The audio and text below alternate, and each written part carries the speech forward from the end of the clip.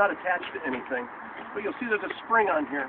I'm going to take this in, and when I push it in, and now I can engage it, it's actually engaged with the crankshaft, so it's turning all the pistons and the crankshaft and everything else. So all my power is going into turning all that metal inside of there, okay, that's going.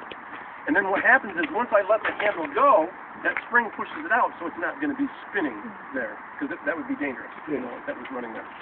As soon as it starts, the car is going to race too much. It's going to be too high. I'm giving a little bit too much gas, but it needs that gas because it needs to have enough to start. So I'm going to come gently running over here, and I'm going to grab and I'm going to change the amount of gas so it's not going to be racing. And then I'm going to change the timing, and you'll be able to hear how the engine all of a sudden starts running better because of timing as well. Let's hope it starts. If it doesn't start after I do this a few times, I'm going to apologize to you because I'm not going to kill my back. Okay, I'm going to put it here. I'm going to take my hand right here. I'm going to do this. By the way, if it needs to be choked a little bit, I have a little brass thing here. I can pull this and it chokes the carburetor if I need it. Let's try it.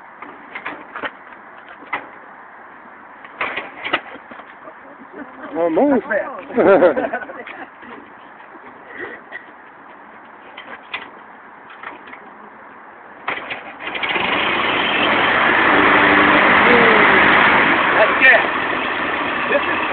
I'm now going to change it so that the spark, the piston is coming up here and the spark should come down, then we fire it so it doesn't break my arm. I'm going to change it now so the spark is going to fire before the piston gets to the top, and let's see what happens. It's actually more powerful that way. The reason for it is that all the rest of the cylinders are firing, so they're keeping the crankshaft going in the right direction, so we actually get a little bit more compression out of the car. When I'm going up steep hills, I quite often will change this timing of the engine. That will help me get over like the Rocky Mountains and some of these other ones that are over there.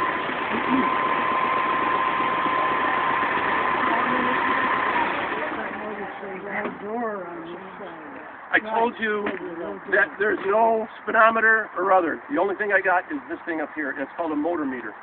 The motor meter, I'm going to turn around and face you, is actually a thermometer.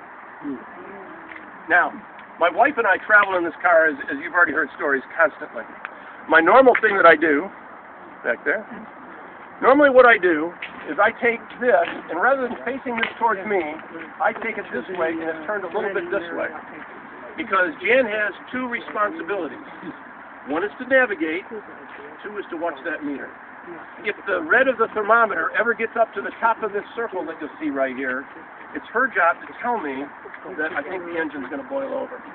And that way I don't have to watch it.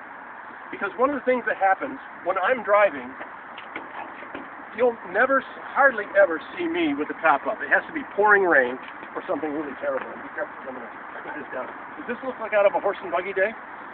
Okay. This is the way I drive. And anybody that, and I teach driver's lessons in Detroit area here on Model Ts, you know, to people. I teach driver's lessons to more women than men. Because basically what I'm after, if you own a Model T, I want to talk to the wife. Because if something happens to me, I want my wife to know how to drive this car. Because I probably need some help. So, and I do that every year in the spring. We offer those kind of driving lessons.